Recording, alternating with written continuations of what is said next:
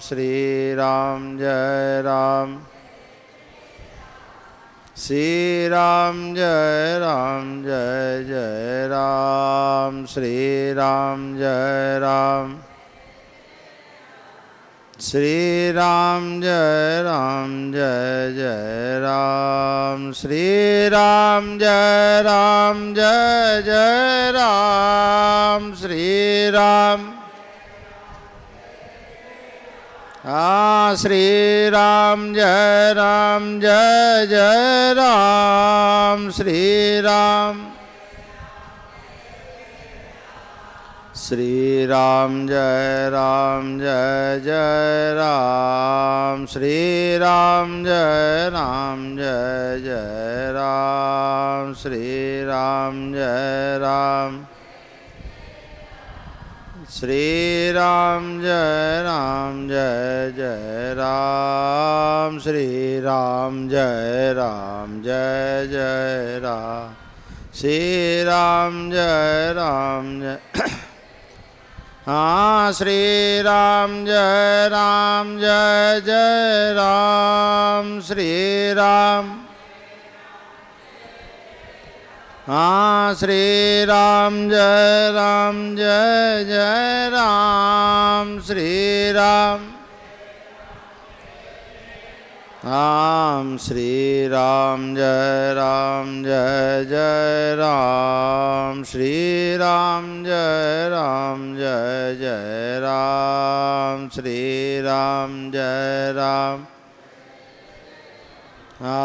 श्री राम जय जय राम श्री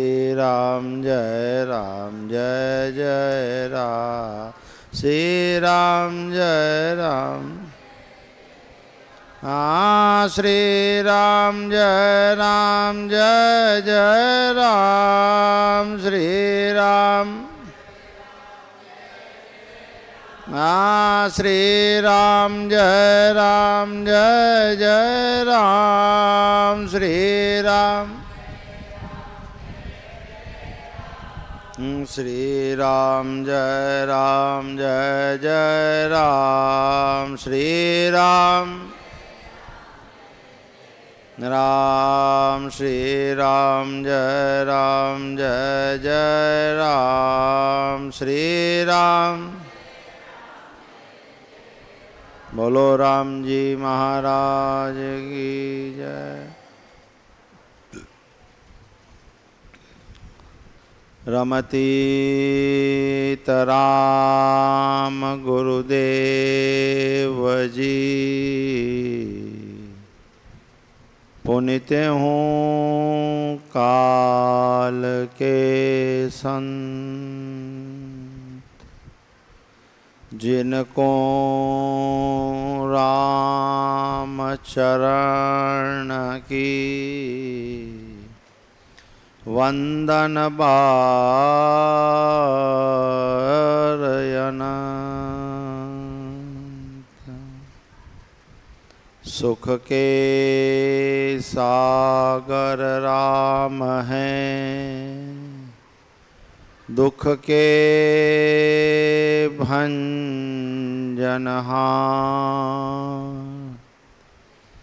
राम चरण तजिए नहीं भजिए बारंबार।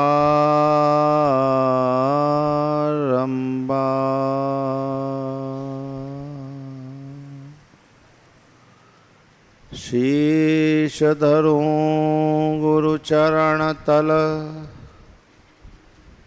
जिन दिया नाम तत्सार राम चरण अब रैण दिन सुमिरे बारंबार।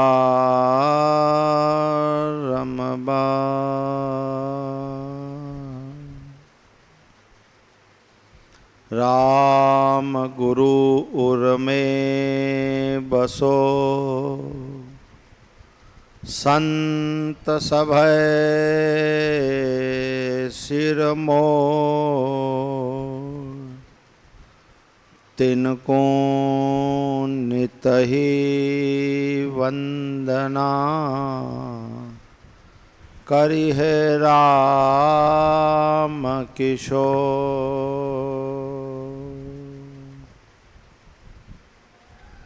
दीन बंधु दीनानाथ दीन को समायो हाथ। दीन बंधु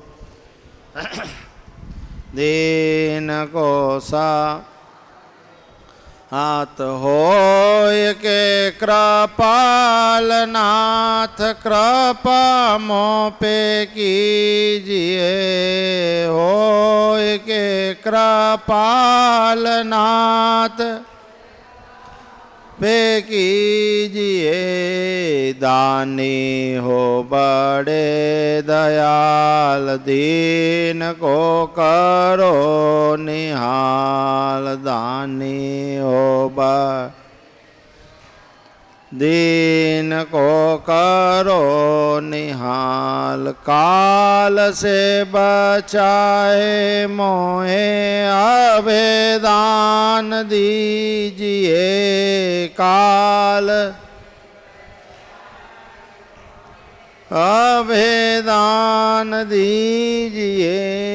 कामना हरण देव करो में चरण सेव। कामना करो में चरण से। पाँव में आगम भेद ऐसी दया कीजिए। पाँव में ऐसी दया कीजिए। राम जी को नाम ध्याय दुख द्वंद्व मिट आय। राम जी को नाम ध्याय दुख जाय। राम ही चरण कहे राम रस पीजिए। राम ही राम रस पीजिए। दीन बंधु दीनानाथ दीन को समा हाथ। दीन बंधु दीनानाथ दीन को समाय हाथ। होय के कृपाल नाथ कृपा मों पे कीजिए। होय के कृपा कीजिए। दीन बंधु दीनानाथ दीन को समायो हाथ। दीन बंधु दीना समायो हाथ। बोलो राम जी महाराज की। अनंत श्री विभूषित प्रातः स्मरणीय अखिल ब्रह्मांड नायक कण कण व्यापक प्रत्येक जीव के आधार श्री राम जी महाराज के श्री चरणों में कोटि कोटि प्रणाम करते हुए अंतर्राष्ट्रीय रामस्नेही संप्रदाय के जन्मदाता आध्याचार्य महाप्रभु स्वामी जी श्री रामचरण जी महाराज के श्री चरणों में कोटि कोटि दंडवत करते हैं। परम पावन पीठ पर विराजमान वर्तमान आचार्य श्री सद्गुरुदेव के श्री चरणों में कोटि कोटि दंडवत प्रणाम करते हुए जिज्ञासु माताओं भाइयों हृदय कमल में विराजमान राम जी महाराज को प्रणाम करते हुए राम राम। प्रसंग साय रात्रि कालीन सत्संग में भक्ति का चल रहा था। कल हमने श्रवण भक्ति पर चर्चा की।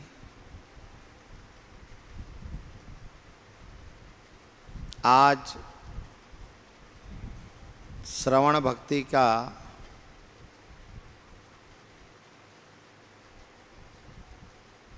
बाद आज कीर्तन भक्ति आती है।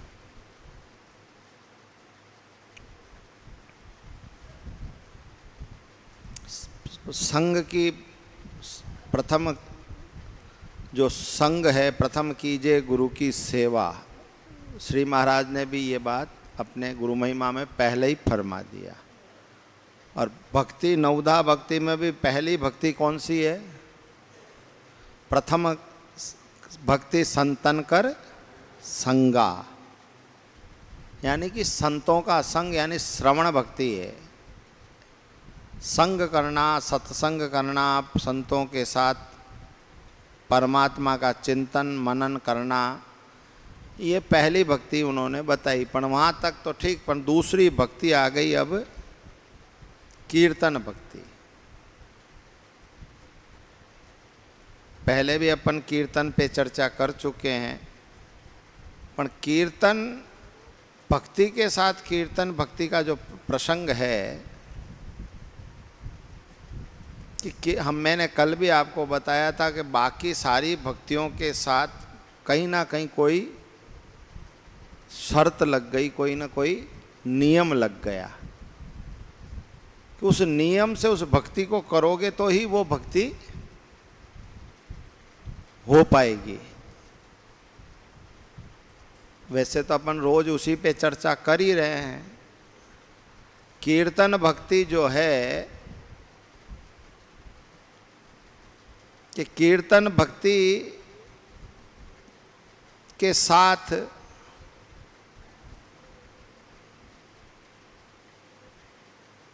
प्रेम जुड़ा है। रति, रति यानी प्रेम। तो कीर्तन भक्ति बिना प्रेम के कीर्तन भक्ति क्या परिपक्व नहीं हो सकता, वो पूर्णतः प्राप्त नहीं हो सकती। और कीर्तन भक्ति के अंदर चैतन्य महाप्रभु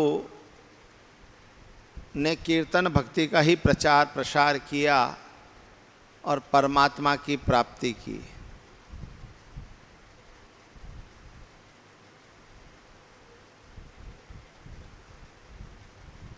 कीर्तन भक्ति के ऐसे कई महापुरुष हुए हैं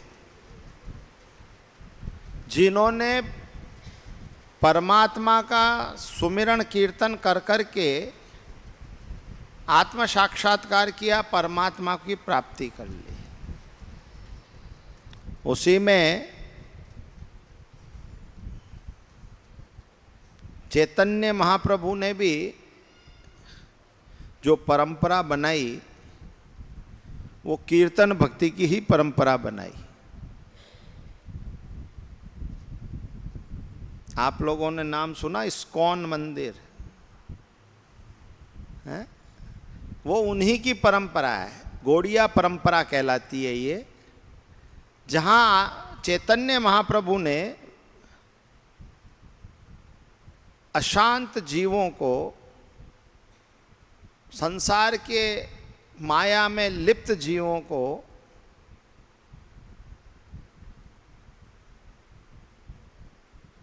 आनंद के लिए उन्होंने कीर्तन भक्ति की स्थापना की और कीर्तन भक्ति प्रारंभ की। आज जितने भी हमारे देश के अंदर चैतन्य महाप्रभु के परंपरा के स्थान हैं, जितने भी जगह उनकी है, वहाँ आज भी कीर्तन का महत्व है। सत्संग, प्रवचन, वो सब होता ही है, ऐसा नहीं होता ऐसी बात नहीं है, वो भी होता ही है। पर अधिकतम जो महत्व रखा उन्होंने वो कीर्तन का रखा, क्योंकि कीर्तन भक्ति आत्मा को झंझोड़ देती है, आत्मा को तन्मयता से परमात्मा के नाम में लगा देती है। क्योंकि स्वर, क्रिया, वाणी ये सारे एक सूत्र में आ जाते हैं। तो एक सूत्र में आने के कारण से व्यक्ति तन्मय हो जाता है।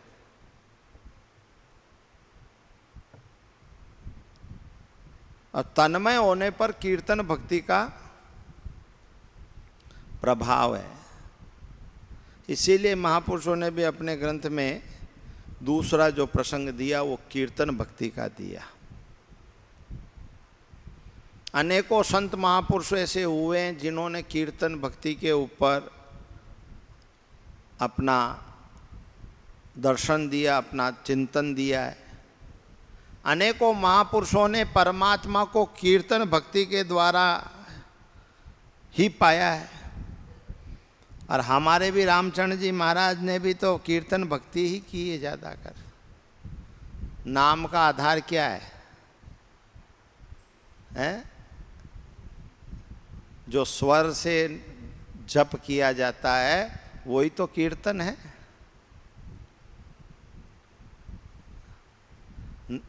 स्वर के द्वारा परमात्मा का सुमिरन करना वही कीर्तन है। अब कीर्तन वो नहीं होता तो फिर हम राम राम को स्वर से क्यों गाते?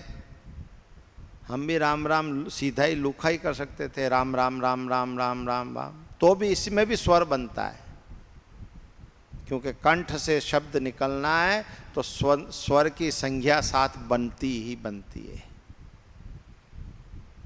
तो जप के साथ, जप का जो विधान है उसमें कीर्तन का अपने आप में बहुत बड़ा महत्व है।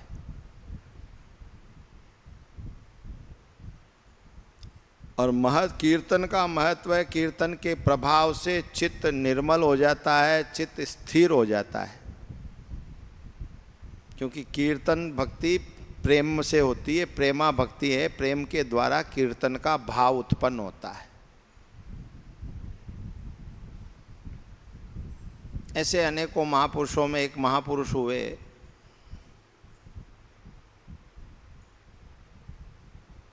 साकेताचार्य जी, नाम था उनका। हमारे राजस्थान के अंदर ही उनका जन्म भूमि हुई और उनकी तपोभूमि भी हमारे राजस्थान में ही है।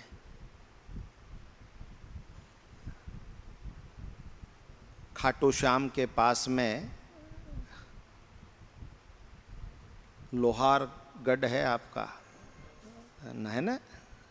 लोहारगढ़ के पास में एक गांव है, वहाँ वो महापुरुषों का जन्म हुआ। छोटी सी अवस्था में बड़ा परमात्मा के प्रति चरणों में अनुराग था। बहुत संतों की सेवा करना, परमात्मा का नाम सुमिरन करना।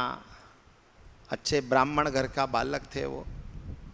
उनको आगे जाके नाम दिया गया टीलाचार्य। भक्तमाल में उनका नाम आता है टीलाचार्य, और उनका नाम था साकेताचार्य जी। हमारी वैष्णव परंपरा के 52 द्वारों में एक द्वारा है, ये भी टीला द्वारा। ये भी एक द्वारा है जो टीला द्वारा कहलाता है। टीलाचार्य जी महाराज बड़ी छोटी सी उम्र में भगवान का खूब नाम सुमिरन करना, खूब कीर्तन करना, खूब भजन करना, वो बिना ही गुरु के, बिना कंठी के, बिना उपदेश के परमात्मा के नाम के प्रति इतनी कीर्तन करते करते तन्मयता आ गई कि वो स्वयं अपने आप में सिद्ध हो गए।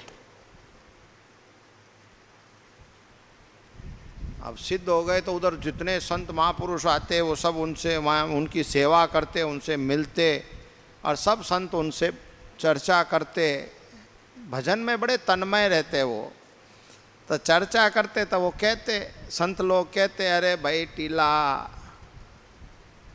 तू कब तक नुगरा रहेगा, गुरु तो बना ले। तो टीलाचार्य जी भी स्वतः स्वभाव से कहते कि भाई मेरे योग्य कोई गुरु होगा तो बना लूँगा। अब वो बात यूँ आपस में संशय, आपस में चर्चाएं चलती, तो कोई कोई संत भी सोचते कि चलो ऐसी बात है तो मैं ही बना लेता हूँ मेरा चेला। तो वो झट झोली में से तिलक, कंठी निकालते, हीरा निकालते, और टीलाचार्य जी को बांधने के लिए, तो तो जिस टीले पर बैठकर वो राम भजन करते, कीर्तन करते, तो जैसे ही वो कंठी निकालते और तिलक करते तो वो टीला ऊंचा उठने लग जाता। अब वो टीला 50 फुट 60 फुट ऊंचा हो जाता, गुरुजी नीचे ही रह जाते। तो क्या बांध दो गुरुजी कंठी। अब बांधे क्या। ऐसे संत लोग जाते आते यूं चलता रहा काफी दिनों तक। संतों ने भ्रमण करते करते गलता पहुंच गए। पय्यारी जी महाराज विराज रहे थे गलता उस समय। कृष्णदास पय्यारी कहिए, राम बिना दूजो नहीं धरिए।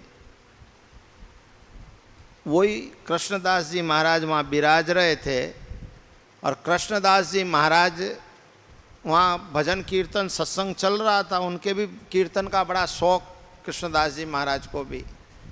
तो संत लोग जाते, प्रणाम करते, निवेदन करते। फिर संतों ने कहा, महाराज एक बहुत बड़ी समस्या खड़ी हो गई है संत के साधुओं के लिए। पय्यारी जी महाराज ने सत्य स्वभाव से पूछ लिया, भाई क्या बात हुई।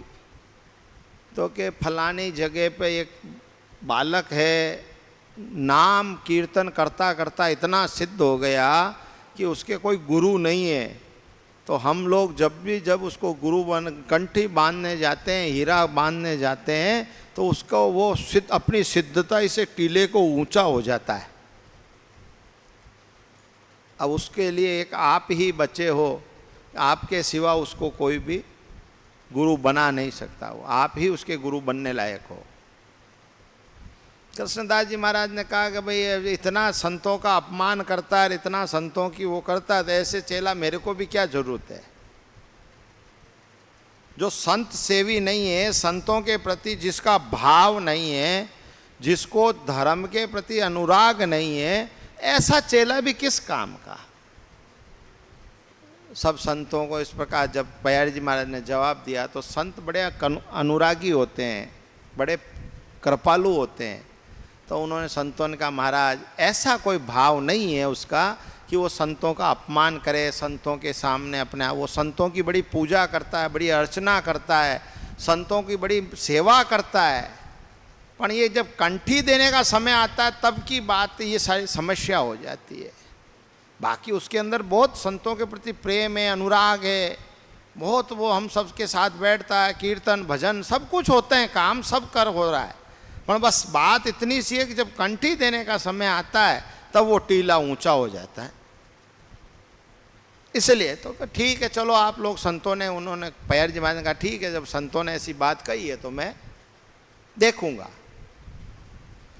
अपने कीर्तन भजन में मस्त रहते थे, राम भजन करते थे, खूब कीर्तन नाम का लेते थे। टीला जी महाराज के वहाँ पय्यारी जी महाराज पहुँच गए।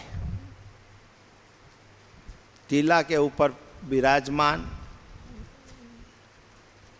उधर जो शेखावाटी इलाका है ना, ये सिक्कर, चूरू, झुंझुनू, ये पूरा रेतीला इलाका है। और पूरे बड़े बड़े जिस प्रकार पहाड़ होते हैं ना, वैसे मिट्टी के टीले होते हैं वहाँ पे। और वो टीलों को गर्मियों के दिन उन टीलों का कोई पता नहीं चलता। आज ये टीला यहाँ है तो कल वो टीला वहाँ चला जाता है। 50 फुट ऊंचा टीला, वो जगह बदलता है, मतलब हवा वायु की वेग से मिट्टी उठ के और उधर चली जाती है। यहाँ जमीन प्लेन और उधर टीला बन जाता है। ऐसा इस चूरू, झुंझुनू, इस सिक्कर इधर के जो इलाका है उसमें ऐसे टीले हैं। जैसे अपने मार इधर भी है, जैसलमेर, बाड़मेर, बीकानेर का उत्तरी इलाका, ये सारा ऐसा इलाका है जो रेगिस्तानी इलाका कहलाता है। ऐसे ही वो टीला जी महाराज वहाँ विराज के भजन करते। अब कुछ नहीं, एक पेड़ नहीं, कुछ भी नहीं होता उन इलाकों में, खाली पड़ी रहती जमीन है, न छायादार वृक्ष, न पीने को पानी, कुछ नहीं, ऐसे इलाके। टीला जी महाराज वहाँ विराजे, पय्यारी जी महाराज का पधार्पण हुआ। अब टीला जी महाराज ने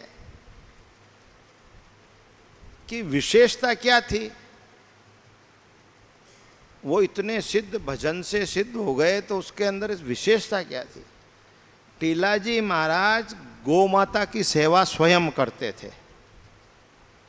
सारी गायों को ले जाना, गायों को चराना, गायों को पानी पिलाना, गायों का गोबर उठाना, सब काम खुद स्वयं करते।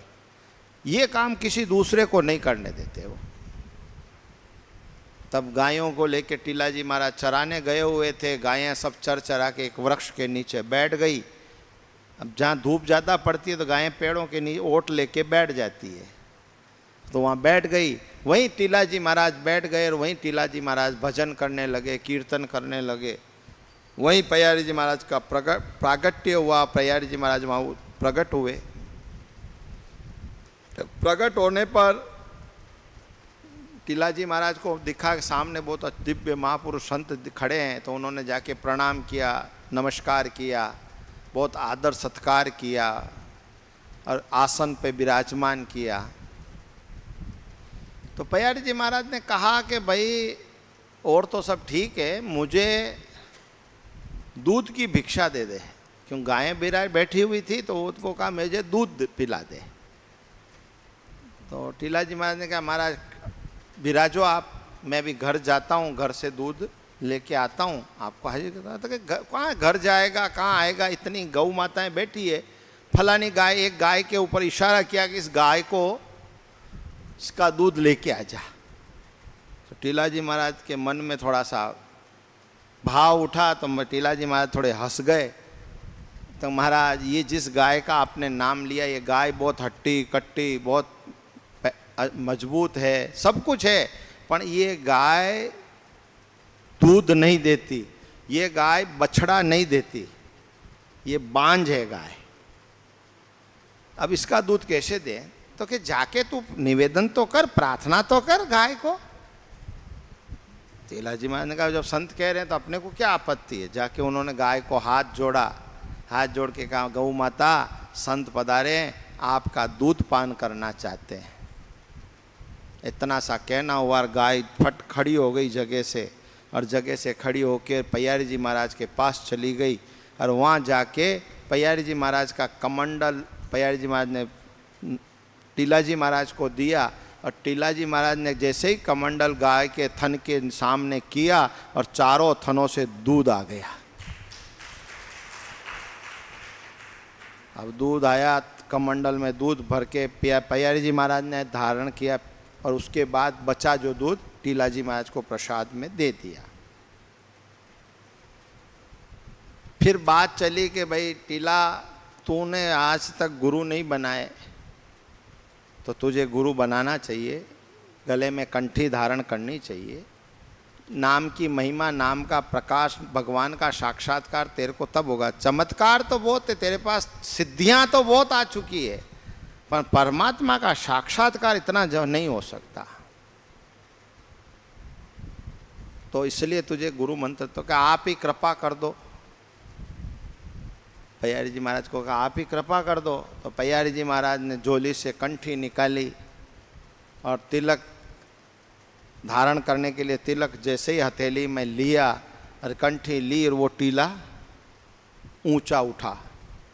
अब जैसे ही वो टीला उठा, उठन के जैसे ही ऊपर जाने लगा, वैसे ही पयारी जी महाराज भी का शरीर भी अपने आप बढ़ने लगा। अब बढ़े, उधर टीला बढ़े, इधर पयारी जी महाराज बढ़े।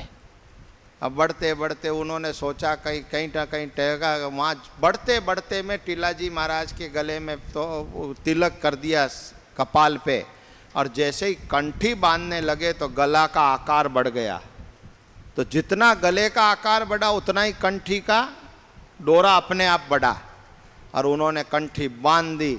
बांध के उन्होंने जैसे ही पयारी जी महाराज ने कंठी बांधी, और बांध के गुरु पयारी जी महाराज ने कहा बस ठहर जा, बहुत है। वहीं से टीला वापस यथा स्थान रुक गया, और पयारी जी महाराज के चरणों में उन्होंने प्रणाम किया, और पयारी जी महाराज ने उनको गुरु मंत्र दे के गुरु दीक्षा दे दी। बस उसके बाद वो वापिस कभी अपने घर नहीं गए, ना उन्होंने कभी अपने जीवन जो ग्रस्त जीवन था उसका त्याग करके वहीं पर बैठ के खूब सुमिरन किया। उन्होंने सुमिरन करते करते मन में भाव जगा। तब वहाँ से फिर आप चले गए मथुरा।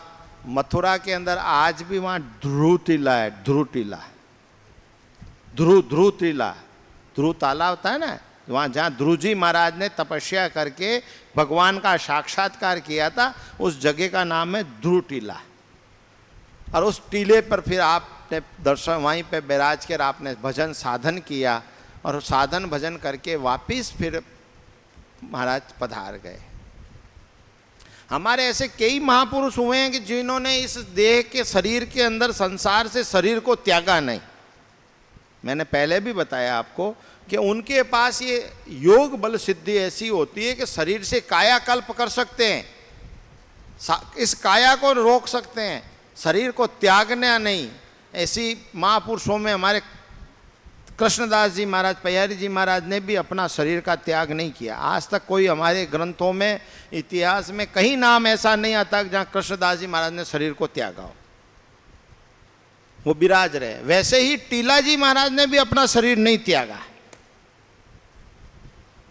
अब उसी जगह वापस आए, आके टीला जी महाराज एक गुफा में प्रवेश होके भजन किया, और उस गुफा के ऊपर एक रेत का टीला बन गया, और उस टीले के ऊपर एक वृक्ष है पीलू का। हमारे मारवाड़ में पीलू ज़्यादा होते हैं। जिस प्रकार बोर होता है ना अपने, वैसा पीलू कहलाता है, बोर जैसा ही। वो पीलू का वृक्ष है, इतना विशाल वृक्ष है कि उसके नीचे 50 आदमी सो सकें, इतना विशाल वृक्ष है वो।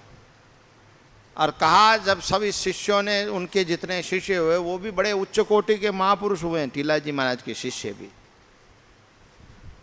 तो जब वहाँ विराजे तो उन्होंने कहा कि जब तक ये पीलू का वृक्ष हरा रहता है तब तक समझ लेना कि ये साकेत दास यहाँ पर बैठा है और साकेत दास भजन कर रहा है। जिस दिन ये वृक्ष सूख जाए उस दिन समझ लेना कि साकेत ने साकेतवासी हो चुका। आज भी वो वृक्ष आज भी है, और आज भी वो वृक्ष बहुत हरा भरा एकदम। ऐसी कीर्तन की महिमा है, ऐसी भजन की महिमा है। मैंने आपको पहले भी कहा था कि मन में भजन का भाव प्रेम के द्वारा होना चाहिए, जिससे सहजता है। हर वस्तु की एक क्रिया है, बिना क्रिया के कोई भी क्रिया वस्तु हो नहीं सकती। कीर्तन के साथ प्रेम होना चाहिए, और वैसे भी कीर्तन स्वतः ही प्रेम की उत्पत्ति कर देता है, ये भी है। अभी यहाँ ढोल मजीरे लाओ साहब बजाना चालू करें, अभी देखो आप, ये जितनी शून्यता दिख रही है ना, ये सब 1 सेकंड में समाप्त हो जाएगी। अपने आप रस आने लग जाएगा, अपने आप आनंद आने लग जाएगा, अपने आप हाथ पैर उठने लग जाएंगे। घर के अंदर ब्याह शादी होवे, कार्यक्रम होवे, घर के बाद ढोल बजे तो धीरे धीरे ढोल बजे तो ढोल सारा काम छूट जाए, लोग वहाँ बाहर पहुँच जाएं नाचने, हैं? होता है ना, कोई बुलाने थोड़ी ना आता है कि चलो नाचने चलो। खाली ढोल की टाप सुनते हैं, कान में आवाज़ आती है और उतना ही शुरू। क्यों कि आंतरिक क्रिया प्रेम की जागृत होती है, और स्वर के साथ उस क्रिया का बंधन है, और वो बंधन अपने आप व्यक्ति को आनंद में ले जाता है। इसलिए कीर्तन भक्ति का बहुत बड़ा महत्व है अपनी जगह पे। हमारे ऐसे कई रसिक महापुरुष हुए हैं जिन्होंने परमात्मा का साक्षात्कार, परमात्मा का नाम, परमात्मा की लीला सब कीर्तन से किया है। नरसिंह मेहता को देख लो आप, हैं? नरसिंह मेहता एक वणिक थे, व्यापारी थे, एक श्रेष्ठ अच्छे नगर सेठ थे उस जगह, उस जमाने में। जूनागढ़ के नगर सेठ थे वो, माने हुए। उनके नाम से पूरे भारत में, पूरे देश के अंदर सब जगह उनके नाम की हुंडियाँ चलती थी। पैसा इधर जमा कर जाओ, पत्र लेके चले जाओ, वहाँ से तुमको पैसा मिल जाएगा। ये हुंडी का पुराना अपना व्यापार का ऐसा नियम था, हुंडी कहते थे उसको। पैसा लेके जाना आना नहीं, पैसा तो वहाँ जमा कराओ और वहाँ से पत्र चिट्ठी लेके और वहाँ से पैसा उठा लो। ऐसे वो नरसिंह मेहता थे, नगर सेठ। मैंने सुबह ही आपको कहा कि परमात्मा जीव के साथ अपनी लीला करता है और भगवान चाहता है कि ये जीव कितना नाम के प्रति दृढ़ है, उस परीक्षा को करता है। और उसके लिए वो भगवान क्या करते हैं, पहले मारूं भो बिगाड़ूं। नरसिंह मेहता इतने सहज और सरल थे, इतने परमात्मा के नाम लिहारी थे, कीर्तन भजन करने वाले थे, परंतु साधुओं के असंग अपना सारा सब चीज़ों को भगवान ने धीरे धीरे उनको इतना मोह माया संसार की क्रियाओं से रहित कर दिया। उनको सारी धन संपत्ति सब पर खत्म कर दी, कुछ नहीं बचा। घर के अंदर एक टाइम का आटा भी नहीं था बचा। ये लो साहब, वो नगर सेठ थे जबकि, पर भगवान ने ऐसी कृपा की, भजन का ऐसा प्रभाव पड़ा कि धीरे धीरे धीरे धीरे सब साफ। अब आठों पैर उसके सिवा और कोई काम ही नहीं, बस भजन के सिवा। अब जब सारी संपत्ति चली जाती है, सारी वैभव चला जाता है, तो उसके साथ क्या क्या चला जाता है? उसके साथ सगा संबंधी, परिवार, इष्ट मित्र, बंधु, वो सब भी चले जाते हैं। नरसिंह मेहता के बड़े भाई थे, उन्होंने भी संबंध तोड़ दिया। परिवार के सारे लोगों ने संबंध तोड़ दिए। दोस्त मित्र जो भी थे उन्होंने संबंध तोड़ दिए। तो सब ने संबंध तोड़ दिए, तो उन्होंने फिर संबंध जोड़ा किससे? तो फिर ऐसे लोगों से संबंध जोड़ा कि जिन्होंने संसार के अंदर किसी प्रकार का विकार देख ही नहीं पावे, जो संसार को ही नहीं देख पावे, ऐसे सूरदासों को रख लिया पास में और उनको बिठा के खूब भजन कीर्तन करना, खूब परमात्मा की सेवा करना, ठाकुर जी की सेवा करना, भजन करना, मौज करना। अब रोज भिक्षा लिया वे, मांग लावे गांव से आटा और लावे, घर में टिक्कड़ बनावे, सब खावे, ठाकुर जी के भोग लगावे, खावे, मौज करे, बस छुट्टी कीर्तन करे, मजा करे। हैं? भगवान की कृपा देखो आपके, उस व्यक्ति को, जीव को माया से छुड़वाना है। अब रोज गला फाड़ते हैं यहाँ तो बैठ के कि तुम छोड़ो, भजन में ज़्यादा लगा करो, टाइम निकालो, सोना कम कर दो, बैठ के राम राम करो। रोज गला फाड़ते हैं कि नहीं? पर छूटती है क्या? बताओ क्यों नहीं छूट रही? कि अभी तक उनकी कृपा नहीं हुई।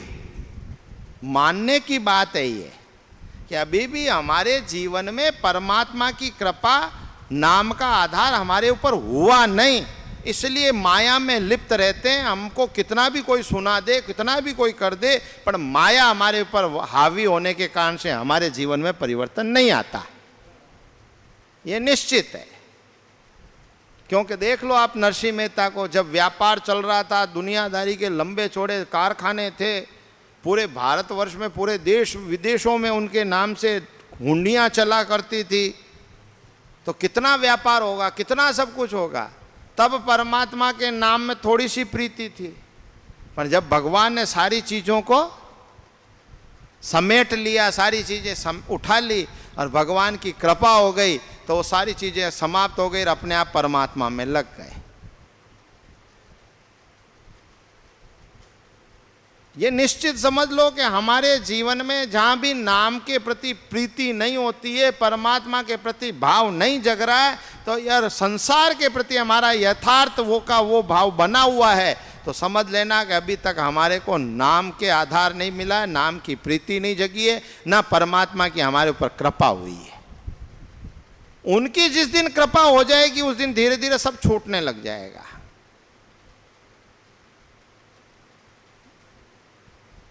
यही महापुरुषों के जीवन का दर्शन बताता है। अब नरसिंह मेहता का मायरा तो खूब सुना है तुमने, बजा बजा ढोल के टापले कूट कूट के खूब सुना आराम से है। ये कथाएं बताती क्या हैं? बात मूलभूत व्यवस्था क्या है? ये है कि कथा नरसिंह मेहता का जीवन दर्शन ये बात बता रहा है कि जब तक संसार से रहित नहीं होगे, तब तक परमात्मा तक नहीं पहुंच सकते। जब तक संसार की क्रियाओं मायाओं से रहित नहीं होगे, माया में लिप्त रहोगे, तब तक भगवान तुम्हारे पास नहीं आ सकता, नाम तुम्हारे अंदर नहीं स्थापित हो सकता। इसीलिए उन्होंने, परमात्मा ने सारी लीला समेट ली। नहीं तो परमात्मा चाहते तो क्या जरूरत थी भाई। नरसिंह मेहता भजन भी करता खूब आनंद से, और सुख समृद्धि, परिवार, सारी संपत्ति यथावत बनी रहती। तो नरसिंह मेहता के पास जब ये बनी रहती तो फिर भजन नहीं होता, न नाम सुमिरण होता, न सत्संग होता, न संतों का संग कर सकते वो। फिर तो वो संसार की सारे सगा संबंधी परिवार जनों को इन्हों से ही लिप्त रहते, बने रहते वो। इसलिए परमात्मा से कृपा, परमात्मा की कृपा उन पर हुई और उन्होंने सारी चीजें स्वतः ही समाप्त हो गई और परमात्मा में अखंड नाम धारण हो चुका। अपना एक तार बजाते, भजन करते, परमात्मा का कीर्तन करते, खूब भगवान को भजन सुनाते, ठाकुर जी के सामने सब बैठकर खूब मजीरा ताल परमात्मा को भजन श्रवण करवाते, कीर्तन श्रवण करवाते। अब वो जब इतना सब कुछ था तो भी भगवान को कहीं ना कहीं कुछ ना कुछ लीलाएं तो फिर भी भगवान ने की हैं। फिर भी उनको परीक्षा में भगवान ने फिर भी उनसे भाव परीक्षा ली है। जब नानी बाई का माए वो समय आया था, तो जब पत्र आया तो फिर नरसिंह मेहता के पास पत्र आया, तो वहाँ जब घर में जो पत्र लेके जो पुरोहित आया था ना, उसने देखा कि घर में तो चारों कोने साफ हैं एकदम, कुछ भी नहीं है, राम जी राजीन झालरबाजी। अब वो पुरोहित ने सोचा कि मैं इतनी दूर से आया हूँ, इस आशा से आया हूँ कि मेरा जो यजमान है वो भी बहुत नगर सेठ है, पैसे वाला है, यहाँ का भी नगर सेठ है। नाम तो नगर सेठ का ही सुन के आए हैं, परंतु यहाँ तो देखे तो कुछ भी नहीं, खाली तुम्बे ही तुम्बे पड़े, चारों तरफ साधु, अंधे तुंदे साधु पड़े हैं और तुम्बे पड़े हैं, कटारी पड़ी, कमंडल पड़े हैं। यहाँ राम जी राजी झालरबाजी कुछ नहीं, खाने को भी मेरे को तो नहीं लगता कुछ मिलेगा, पर फिर भी आए हैं तो पत्र देना है। तो पत्र जब लेके आया तब पंडित ने जो बात कही नरसिंह मेहता को, वो महत्व की बात थी कि महाराज, द्वारकाधीश के भगवान श्री कृष्ण के चरणों में और आपके समधी ने आपको ये पत्र भेजा है कि आपकी पुत्री की पुत्री का विवाह है।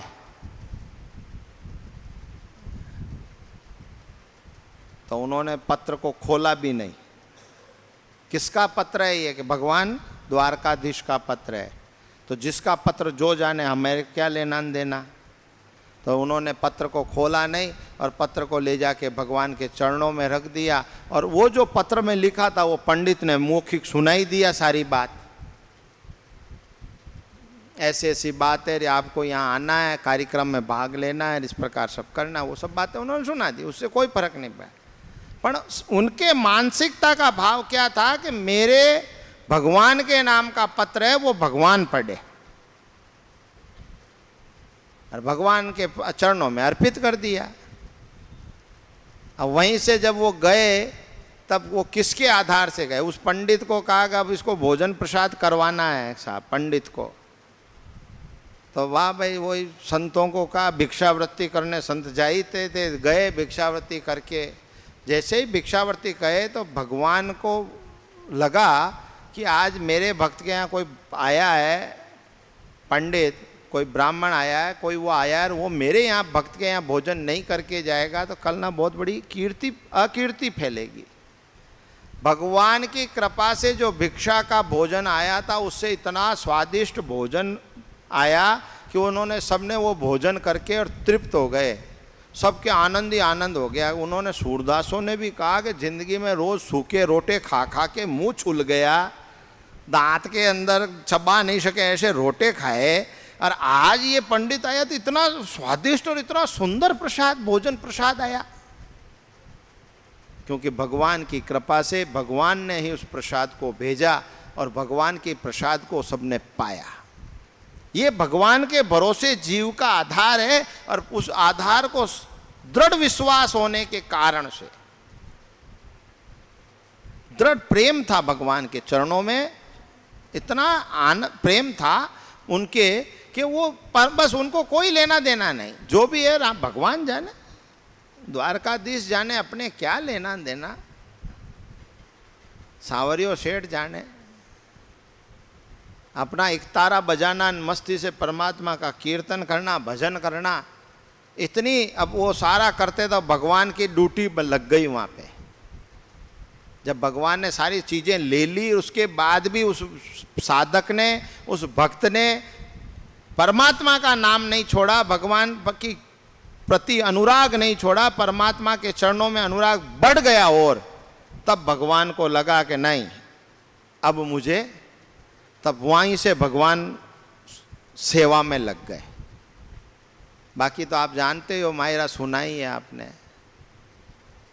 तो भगवान जगह जगह कहीं क्या बने, कहीं क्या बने, कहीं क्या।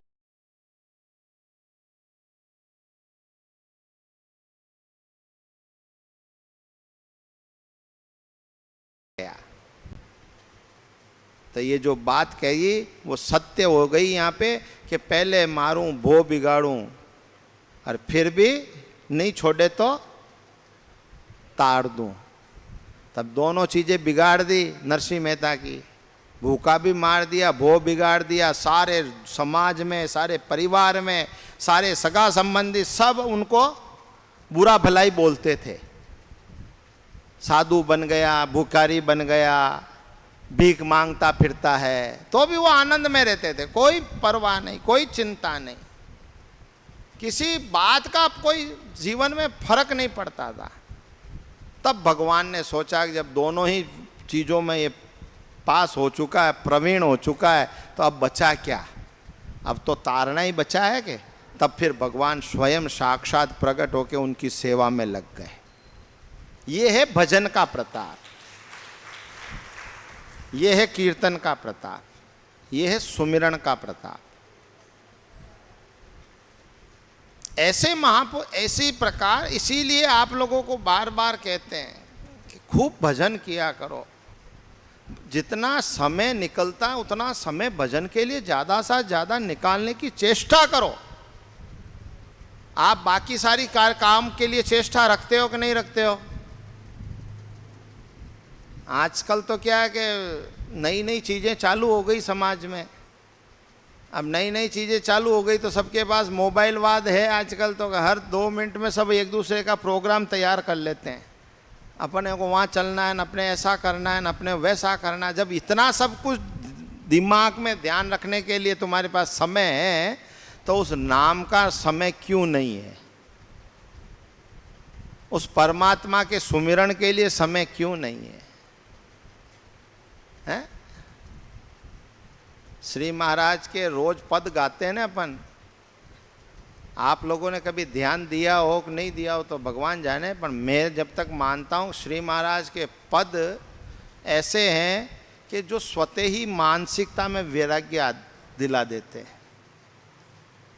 मैंने शुरू में गाया था भजन, है निस्वासुर भज राम स्नेही,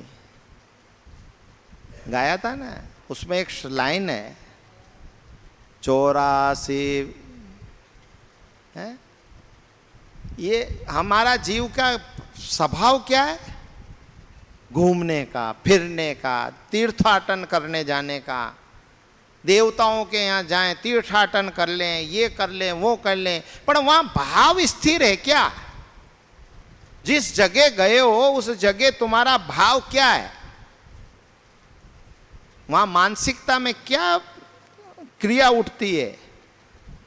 गए थे साहब बद्रीनाथ दर्शन करने, हम तो अच्छी बात है भाई, बहुत बढ़िया बात, परंतु आपस में जब चर्चा करते तो क्या करते हैं? अरे क्या बद्रीनाथ की जगह है साहब, क्या ठंडे ठंडी बर्फ़ जमी हुई है, क्या ठंडी पड़ती है, क्या सुंदर वातावरण है, इतने बढ़िया बढ़िया पहाड़ हैं, इतनी बढ़िया बढ़िया वहाँ पे चीज़ें बनी हुई हैं। हम तो घूमने के लिए आगे भी गए थे, वहाँ भी। अरे तुम गए थे दर्शन करने के लिए कि घूमने के लिए गए थे? यानी कि तुम्हारी शब्दावली से, तुम्हारी व्यवस्था बोल चाल से तुम्हारे भाव की प्रकट हो रहा है कि तुम वहाँ गए जरूर थे, इस शरीर को लेकर वहाँ तक पहुँचे जरूर हो, भगवान के मंदिर में भी गए हो, परंतु अंदर की भावनाओं के अंतर्गत वहाँ तुम्हारे भाव में ये श्रेष्ठता नहीं थी कि मैं परमात्मा तुम्हारी शरण में आया हूँ, तुम्हारे दर्शन के लिए आया हूँ, अब इस शरीर पर कृपा करके तुम्हारी कृपा दृष्टि दे के और इस आत्मा के कल्याण के मार्ग पे लगा देना, ये भाव पैदा नहीं होता है वहाँ। वहाँ मंदिर को देखेंगे कितना सुंदर बना है, हैं? इस मंदिर के अंदर कितना पुराना है, इसमें ये मूर्तियां बनी है, उसकी फोटो खींच लो, उसकी सेल्फी ले लो, उसका ये कर लो। यानी कि क्रियाओं में भाव आनंद का नहीं है। भाव किस चीज का है? और तब ये भाव होने से फिर मिलना क्या है? बाहिर फिर जन्म गमायो। बाहिर फिर क्या कहा? ये श्री महाराज के भजन की लाइन है ये, बाहिर फिर जन्म गमायो। तो बाहिर फिर जन्म मतलब गए होने तो जाने के साथ उस क्रिया के साथ हमारा भाव श्रेष्ठ होना चाहिए, हमारे आंतरिक प्रीति इतनी होनी चाहिए कि उनकी कृपा का प्रसाद हमको मिले।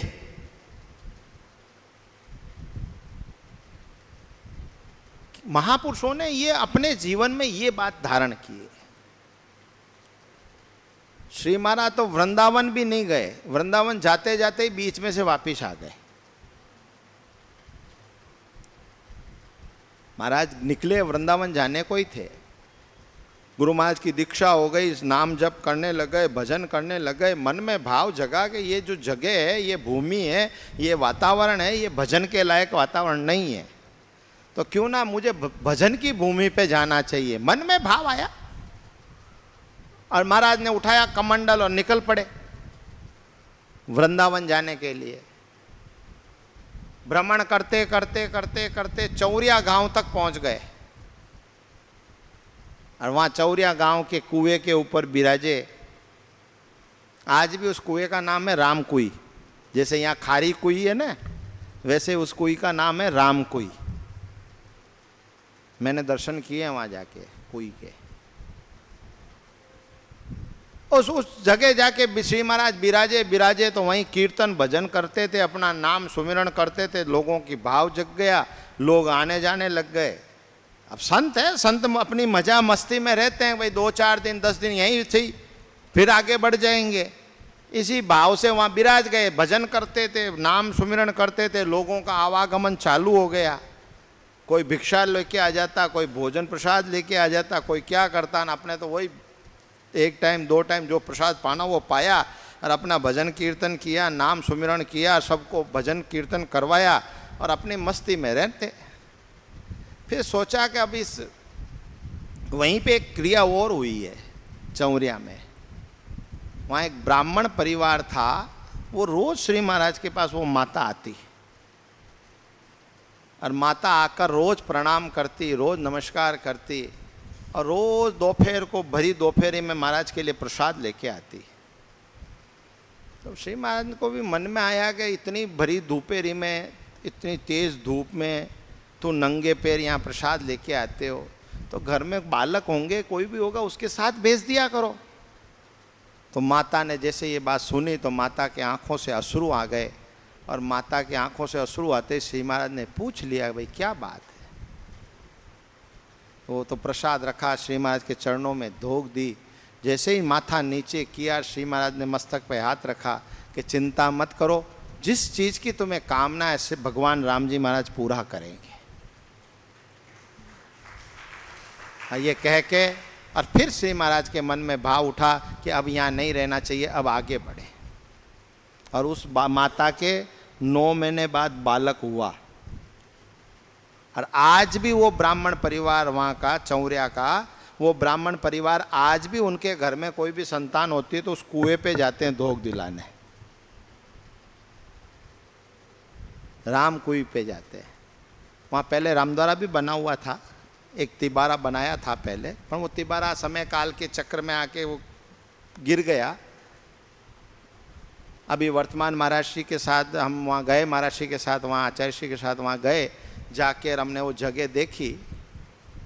फिर मैंने महाराज श्री वहाँ फिर मैं रहा और वहाँ उस जगह की चारों तरफ बाउंड्री वाल करके आया मैं कि कभी योग बैठेगा तो रामद्वारा बना देंगे वापस। और जगह को बिल्कुल व्यवस्थित करके मैं आया। तो महापुरुषों के चरण, महापुरुषों की कृपा उस घर में बालक हुआ और बालक से उस कुल का वंश चला। और आज भी श्री महाराज की कृपा से उस कुल में कोई भी बालक जन्मता तो वहाँ पे उसकी धोख देने वहाँ जाते हैं, कुएं पे, राम कुएं पे। फिर वहाँ से श्री महाराज जब आगे बढ़ने लगे तो महाराज के मन में भाव था कि वृंदावन भक्ति की भूमि है, वहाँ भजन होता है, वहाँ संतों की खूब जमात है, खूब अच्छी जगह है, वहाँ बैठ के सब भजन करते हैं, तो अपन भी भजन करेंगे। परंतु महापुरुषों के ऊपर परमात्मा की कृपा ऐसी होती है कि वहाँ से वो आगे ही नहीं बढ़ पाए। उस जमाने में जब श्री महाराज का जो स्वरूप था वो बड़ा सुंदर और बड़ा त्यागमय स्वरूप था श्री महाराज का।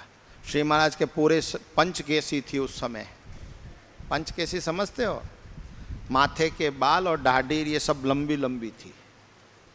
आज भी श्री महाराज का एक स्वरूप है महाजनपुरा रामद्वारे में, जिसमें स्वामी रामचंद्र जी महाराज के जो बाल हैं वो इतने लंबे लंबे हैं और बाल दाढ़ी भी यहाँ तक आई हुई है।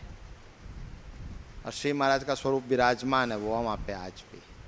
ऐसा श्री महाराज का स्वरूप है वो। तो उस जगह से जैसे ही श्री महाराज आगे बढ़ते और वो बाल जो मस्तक के बाल थे वो उड़ के आगे आ जाते और आगे से रास्ता दिखना बंद हो जाता। 2 बार 3 बार ऐसा हुआ। तब श्री महाराज ने सोचा भाई बात क्या है। तो उसी समय श्री महाराज को आकाशवाणी की प्रेरणा हुई कि तुम्हारी आवश्यकता वृंदावन में नहीं है, तुम्हारी आवश्यकता मेवाड़ में है, क्योंकि मेवाड़ की भूमि पर भक्ति की स्थिति बड़ी दैन्य हो चुकी है, इसलिए तुम्हें मेवाड़ में जाकर और वापस भक्ति की स्थापना करनी है। तब महाराज ने वापस वहाँ से घूम के और फिर मेवाड़ में पधारे, फिर भीलवाड़ा पधारे, वहाँ साधना की, वहाँ भजन किया। वहाँ महाराज श्री ने अपने जीवन के अंदर तप किया और तप के प्रभाव से मेवाड़ में वहाँ रामस्नेही संप्रदाय का उस स्थान की स्थापना हुई और वहीं धर्म की स्थापना हुई। धर्म की स्थापना इतनी सहज नहीं है, एक बात समझ लेना आप लोग। बार बार आप लोग सोचते होंगे बहुत सीधा काम है, बहुत आनंद का, सीधा काम नहीं है। स्वामी रामचंद्र जी महाराज ने जब नाम समाज की विकृतियों के रहित करने के लिए जब इस परंपरा की स्थापना की तो समाज के विकृत लोगों को सबने इकट्ठे होकर और स्वामी जी महाराज के विरुद्ध महाराणा साहब को पत्र लिखकर भेजा कि इस प्रकार का एक साधु है जो कि धर्म से विमुख है, धर्म के प्रति कुभाव पैदा करता है, व्यक्तियों के दिल और दिमाग में गलत प्रचार प्रसार करता है, अतः इसे मेवाड़ की सीमा से बाहर निकाला जाए। और महाराणा साहब ने आदेश दे दिया कि इनको यहाँ से बाहर निकाल दिया जाए। पर श्री महाराज के भजन का प्रताप, श्री महाराज की कृपा से जिन जो महाराज के संपर्क में आया, जिन्होंने को महाराज ने नाम का उपदेश दिया, जिन पर गुरु महाराज की कृपा हुई, वो सब नाम लिहारी बन गए। और उसमें से एक देवकरण जी तोषनीवाल थे, वो गए उदयपुर महाराणा साहब के पास और वहाँ जाकर उन्होंने रामस्नेही धर्म के सिद्धांतों को महाराणा साहब के सामने रखा। 1 महीने तक महाराणा साहब के यहाँ चर्चा चली है। 300 आदमियों को लेके गए थे। 300 आदमी 1 महीने तक मेवाड़ के पिचोला की पाल के ऊपर रहे। रहने के बाद जब महाराणा को मालूम पड़ी कि ये इतनी जमात यहाँ किस बात की पड़ी है, तब फिर दीवान जी ने कहा महाराज जिसका आपने आदेश जारी किया था संत को मेवाड़ की सीमा से निकालने का, वो उसके अनुयायी लोग हैं ये, और ये आपसे कुछ निवेदन करना चाहते हैं। तब महाराणा ने उनको बुलाया कि बुलाओ इनको सभा में। और जब बुलाया और रामस्नेही धर्म का उन्होंने जब सिद्धांत महाराणा के सामने रखे, तब फिर वहाँ शास्त्रार्थ हुआ। वहाँ सारे पंडितों को सबको बुलाया गया कि भाई बात करो, इनसे चर्चा करो। हम राजा तो राजा ही है, राजा क्या चर्चा करे, पर वाह बुलाए सबको, धर्मनिष्ठों को, धर्म वाले बड़े बड़े पंडितों को, ज्ञाताओं को, सबको बुलाया। और बुलाने के बाद 1 महीने तक चर्चा चली। और अंतोगते 1 महीने बाद जब चर्चाओं में नाम का महत्व इन शास्त्रों के महत्व से ऊपर निकला और शास्त्रों ने स्वयं की क्रियाओं के आधार पर शास्त्रों ने खुद ने बता दिया कि नाम का महत्व सबसे ऊपर है, जब ये बात महाराणा के सामने रखी गई तब महाराणा साहब ने वहाँ से आदेश जारी किया कि इनको हमारी मेवाड़ के अंदर ही रखा जाए और यही यहीं से ये इनके धर्म का प्रचार प्रसार करने के लिए स्वतंत्र हैं। और तभी भीलवाड़ा रामद्वारे की जो जगह है वो महाराणा साहब के पास से वहाँ पे दी गई और वहाँ रामद्वारा बना। पर श्री महाराज तो विरक्त संत थे, एकदम मजा मौजीदार। महाराज तो पधार चुके थे कुहाड़ा, और कुहाड़ा से महाराज श्री पधार चुके थे आगे। तब फिर ये लोग सब गए, जाके गुरु महाराज के निवेदन किया, महाराज श्री के श्री चरणों में प्रार्थना की। प्रार्थना करने के बाद श्री महाराज ने कहा भाई ठीक है, जैसी राम जी की इच्छा होगी वैसा सब कुछ होगा, पर अब मेरा राम तो अब आगे निकल चुका हूँ, तो फिर जब भी इच्छा होगी तब भीलवाड़ा आऊँगा। फिर श्री महाराज वापिस भ्रमण करते हुए बाद में फिर भीलवाड़ा वापिस पधारे। तो कहने का मतलब है कि साधन भजन भी इतना सहज नहीं है, परंतु श्री महाराज दृढ़ विश्वास था, दृढ़ भजन के ऊपर, नाम के ऊपर उनका आधार था। तो उन्होंने अपने सारे इस मेवाड़ के अंदर नाम की स्थापना कर दी। आज हमारे रामस्नेही संप्रदाय का सबसे बड़ा गढ़ माना जाता है तो मेवाड़ ही माना जाता है। मेवाड़ का गांव गांव, ढाणी ढाणी, घर घर, जहाँ रामस्नेही संप्रदाय की नाम के प्रति लोगों की आस्था इतनी बनी कि जगह जगह नाम का उच्चारण होने लग गया।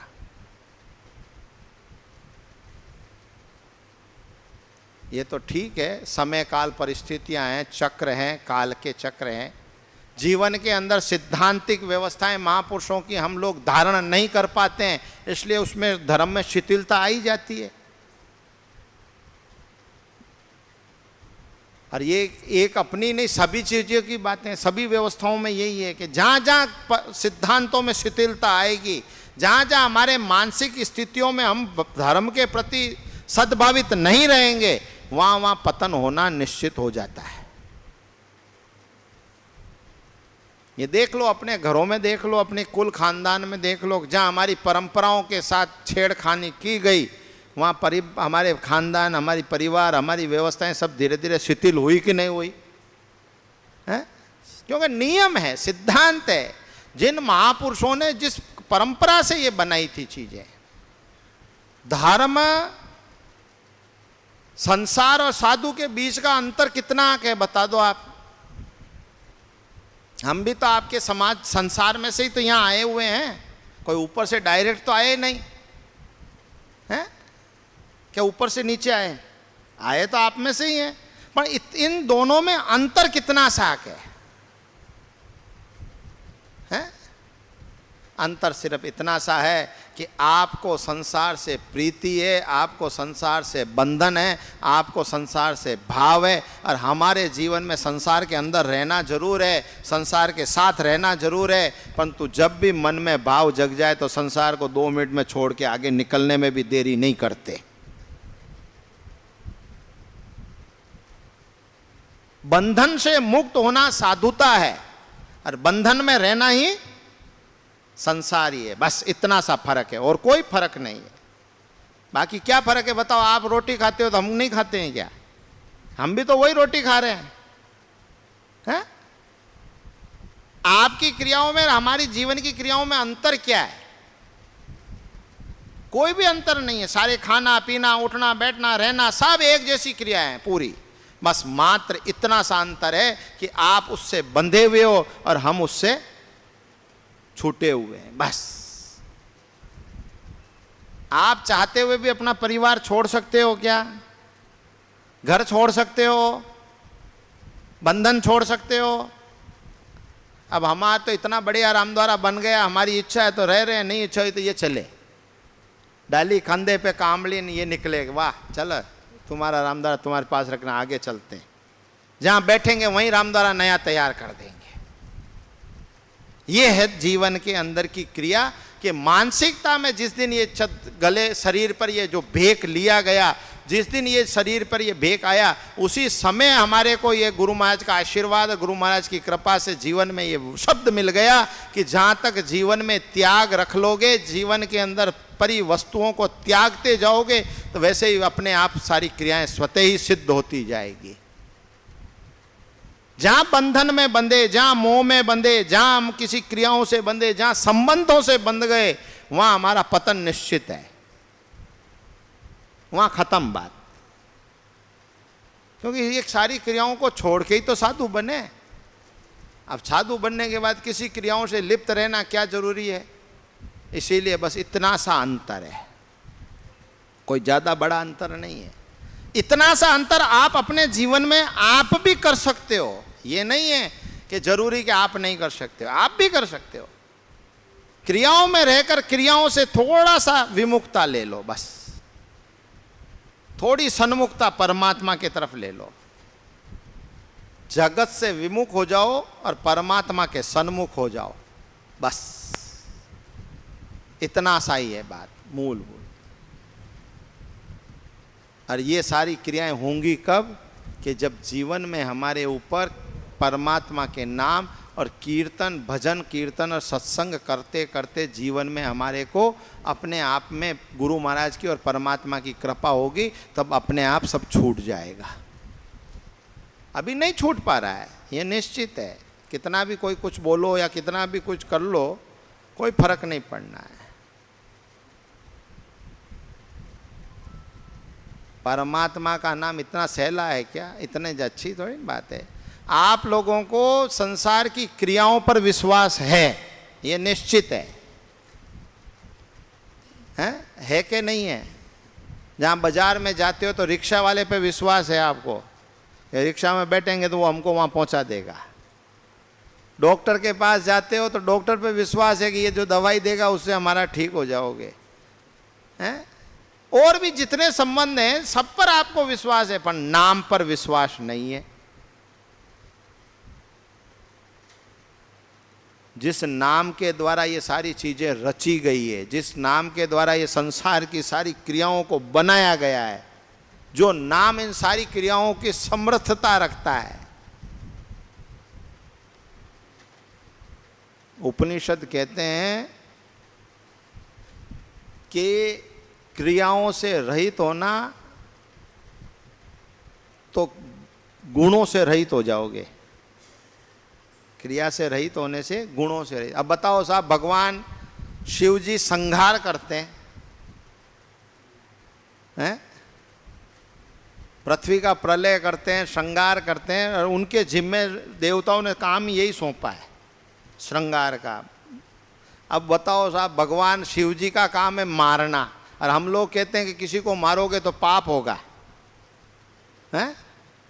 किसी को मारोगे, कीड़ी मारो, मकोड़ी मारो, गाय मारो, भैंस मारो, कोई जीव जंतु मारो, किसी को भी मारोगे तो पाप। अब शिव जी मारते हैं रोज लाखों करोड़ों अरबों लोगों को, तो शिव जी को पाप नहीं होता है क्या? पर शिव जी ने नियति बना दी कि वो इन सारी क्रियाओं से अलिप्त हो चुके हैं। स्वतः ही क्रियाओं के अंतर्गत उन्होंने उस व्यवस्था को डाल दिया, मैं न तो लेने में न देने में, मैं मेरे भजन में, मैं वो राम जी का नाम लेवे, भजन करें, समाधि में लिप्त रहवे, बस छुट्टी, बात खत्म। स्वतः ही क्रियाओं के वो अलिप्त हो चुके हैं, और अलिप्तता होने के बाद क्रियाओं का फल उसको नहीं मिलता जीव को। तो शिव जी ने क्या कैलाश थोड़ी न छोड़ दिया, या घर छोड़ दिया, बार छोड़ दिया, कहीं चले गए, क्या कर लिया ऐसा? कस खाली इतनी सी क्रिया कर दी कि जिस क्रियाओं से वो थे उस क्रिया से वो अलिप्त हो गए, उस क्रिया को उन्होंने से विमुख हो गए। और सन्मुख किसके हो गए? नाम के सन्मुख हो गए। इसलिए श्री महाराज ने कहा ना, शिव जी निस्दिन निश दिन, निश और दिन है। निश का मतलब है क्षण क्षण, दिन तो बाद में लगा। प्रति क्षण, प्रति मिनट, प्रति सेकंड उसके नाम के सिवा और कुछ भी नहीं जीवन में आधार शिव जी के। इसलिए श्री महाराज ने अपनी नाम महिमा में पहला उदाहरण ही उन्हीं का दिया, क्योंकि कीर्तन का अपने आप में महत्व है, नाम का अपने आप में महत्व है। अब बताओ साहब, इतने बड़ी बड़ी बातें, इतनी अच्छी अच्छी बातें, इतना महापुरुषों के उदाहरण महापुरुष स्वयं कह रहे हैं, और किसका उदाहरण दे रहे हैं? शिव सनकादिक शेष पुकारे। शिव सनकादिक शेष, जिस जिस जिस पृथ्वी पे आप लोग बैठे हो ना, वो सारी पृथ्वी का बोझ जो लेके खड़ा है, थोड़ी सी माथे को इधर उधर कर दे इतनी देर में तो प्रलय आ जाए। यहाँ थोड़ी सी पृथ्वी हिलती है तो भूकंप आता है ना कि नहीं आता है, हैं? शास्त्र कहते हैं कि प्रलय भी 3 प्रकार के होते हैं। अब शिव जी के शेष नाग के ऊपर वजन बढ़ जाता होगा पाप का या किसी भार का, तो थोड़ा बहुत हिलते हैं। जैसे अपन भी बैठे बैठे काफी देर बैठे रहे तो फिर पैर एक ऊंचा ने एक नीचा करते ही हैं, तो पैर हिलाते पैर को है पर हिलता पूरा शरीर है। तो वैसे ही शिव जी के शेष नाग थोड़ा बहुत हिले, वो पृथ्वी थोड़ी सी डगमगावे, उतनी देर में तो प्रलय हो जाए। अब वो शेष नाग जिसके शेष फण है, 1000 फण मुख हैं जिसके, वो 1000 मुख से परमात्मा का नाम रात और दिन लेते हैं। इसलिए श्री महाराज ने कहा शिव सनकादिक शेष पुकारे। वो सनकादिक, मैंने कल ही भी बताया था, चारों सनक सनकादिक मुनि लोगों को, उनके जीवन में और कोई काम ही नहीं है, जबकि ब्रह्मा जी की कामना से पैदा हुए पुत्र हैं। सृष्टि की रचना के लिए ब्रह्मा ने अपनी योग बल से, अपनी कामना बल से, कामना के द्वारा उत्पन्न किया चारों कुमारों को, कि ये चारों जब पुत्र इकट्ठे उत्पन्न होंगे, अब इसी से सृष्टि की संरचना होगी और इसी से मानवता का विस्तार होगा। पर वो चारों इतने दिव्य महापुरुष बने कि वो चारों ने उत्पत्ति होते ही अपने जीवन को ही वहीं से छोड़ दिया कि तुम जानो, तुम्हारा काम जाने ब्रह्मा जी, हम तो ये चले। वो ब्रह्मा जी सो देखते ही रह गए पीछे खड़े खड़े ही, अरे अरे ठेर ठेर ठेर ठेर ठेर, जितने तो वो जा। अरे उन्होंने जीवन में 5 वर्ष से ऊपर 6 वर्ष की आयु नहीं प्राप्त की, अपनी आयु को रोक दिया। आज भी वो 5 वर्ष के ही हैं। आज भी हमारे जितने ग्रंथ हैं, शास्त्र हैं, वो सब कहते हैं कि वो छोटी सी अवस्था में ही हैं आज भी। बड़े होंगे तो विकार आएगा जीवन में, बड़े होंगे तो मन में कामना पैदा होगी कि हम बड़े होवे ही नहीं के। यही बात हमारे लिए लागू होती है कि हमारे आंतरिक मन से हम बड़े होवें क्यों? हम अपने आप को छोटा ही मान लें तो क्या बिगड़ना है हमारा, है? ये सारी संसार की लफड़े टंटे, माया जाल उलझाड़, ये सब चीज़ है किस बात की? मैं बड़ा, मैं बड़ा, है? मैं बड़ा, मैं बड़ा, मुझसे बड़ा न कोई, मैं ऐसा मंदिर रचूं जो सबसे ऊंचा होए। ये श्री महाराज की वाणी का कविता है। सबकी कामना है, मैं ऐसा कर दूं, मैं ये कर दूं, मैं वो कर दूं, ऐसा मंदिर रचूं जो सबसे ऊंचा होए। बोलो साहब, किससे? खाली कामनाओं से।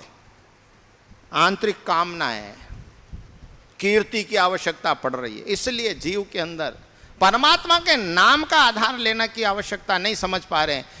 जीवन के कर्मों के साथ जीवन को बांध के, संसार की क्रियाओं में लिप्त रह के, संसार के बंधन में चलने के लिए हम तैयार हो रहे हैं, और उसी में आगे से आगे विचार चल रहा है।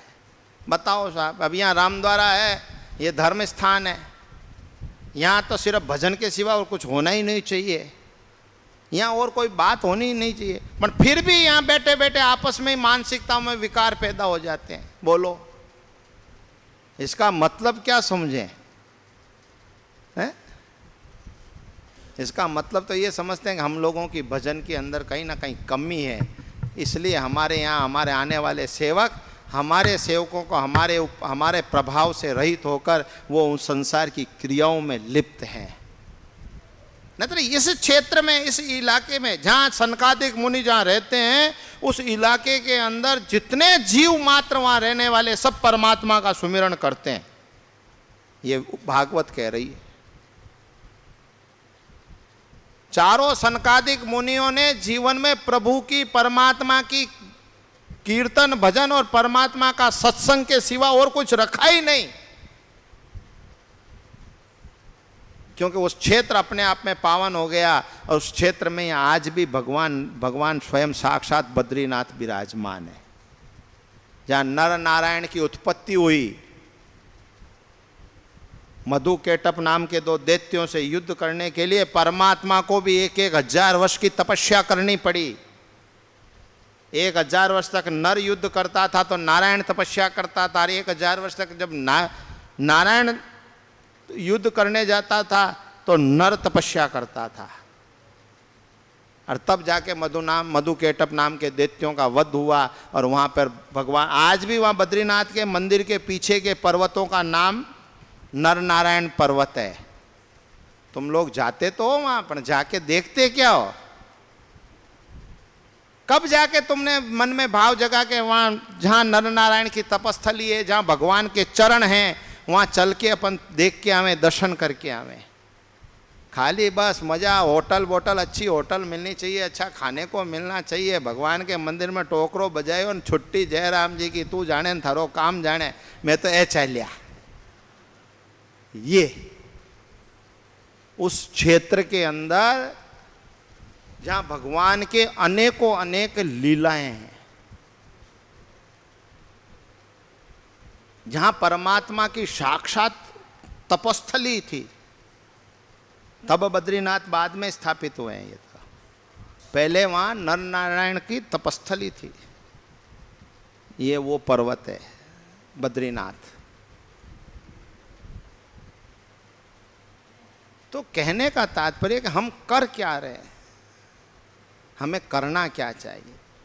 मेरे को तो कभी कभी ये सब बातें सुनता हूँ तो लगता है वास्तव में कि कहीं ना कहीं हमारे भजन के या हमारे परमाणु की कमी है, कि हम भी संसार का अन्न खा खा के हमारे परमाणु भी ऐसे ही बन चुके हैं, तो लोगों को हमारी प्रभाव नहीं पड़ता, उल्टा कुभावित पड़ता है।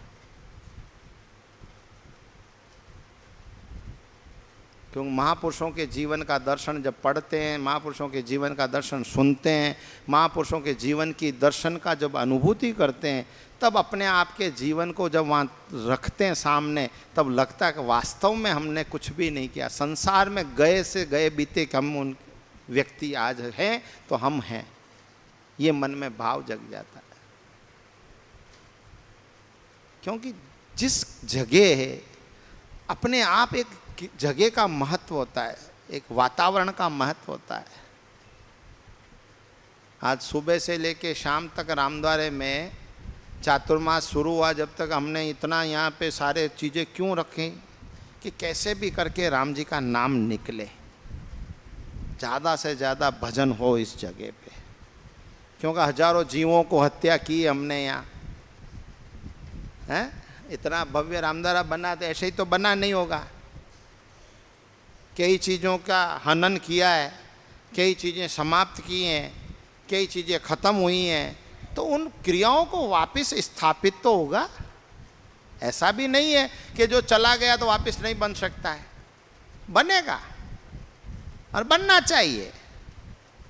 इसीलिए नाम के लिए और स्वतः ही देखो, क्रियाओं के साथ जब हमारा संकल्प श्रेष्ठ है, हमारे संकल्प में श्रेष्ठता है, तो स्वतः ही उस क्रिया के साथ अपने आप व्यक्तियों के अंदर भाव जगता है और वो नाम पे लगता है।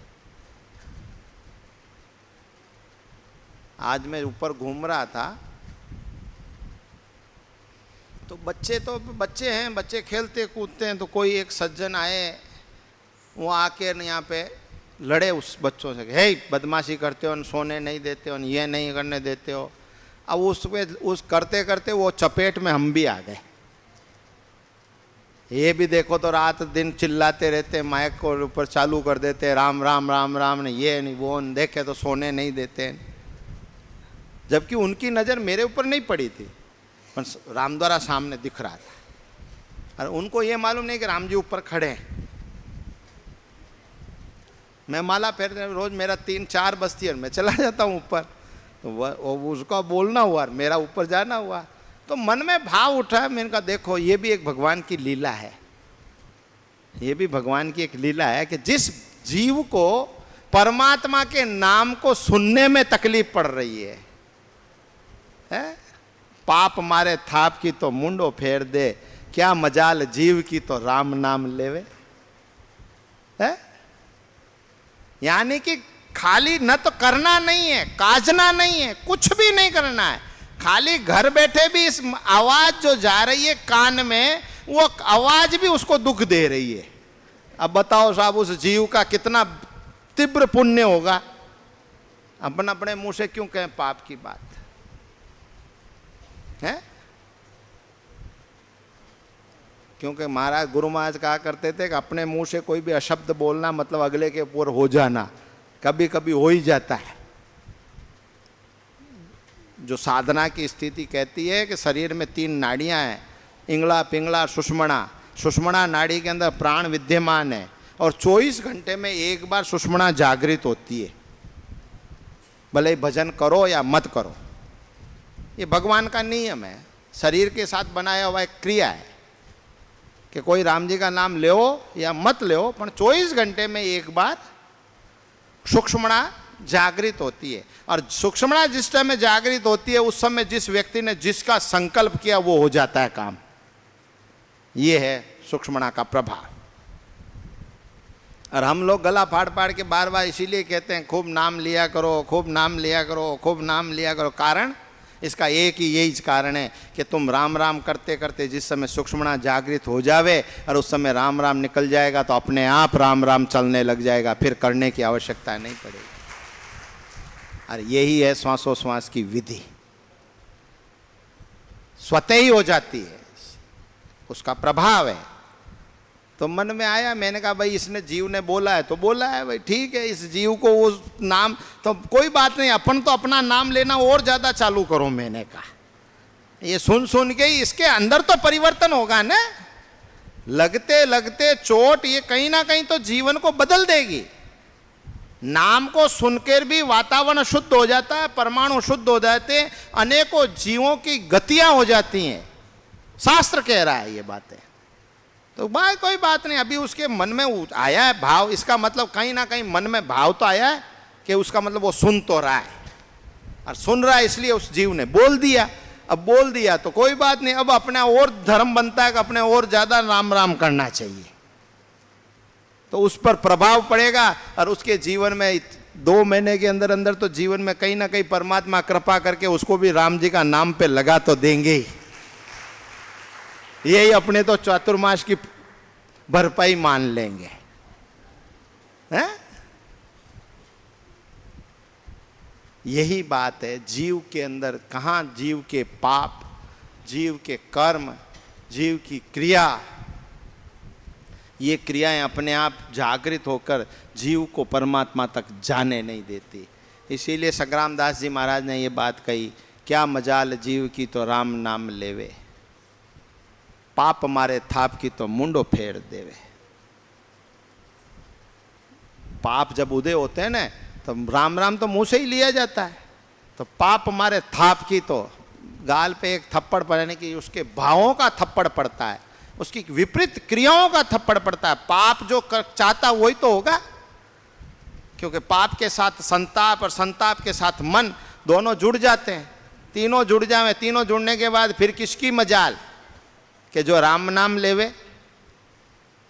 अब राम नाम भी तो मुंह से ही लिया जाता है, इसलिए महाराज ने ये बात फरमाई अपने कवित्व में, संग्राम दास जी महाराज ने।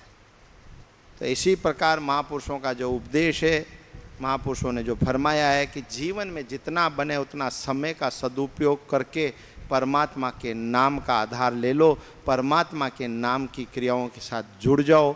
यही एक जीवन का सार है, इसके सिवा बाकी सब असार है। बाकी सब यथार्थ यहाँ का यहाँ पड़ा रह जाएगा।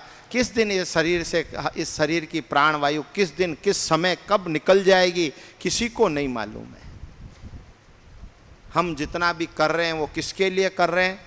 संचित के लिए कर रहे हैं। और संचित किया हुआ हमारे क्या काम का? भोग भोगने के काम का ही रहेगा।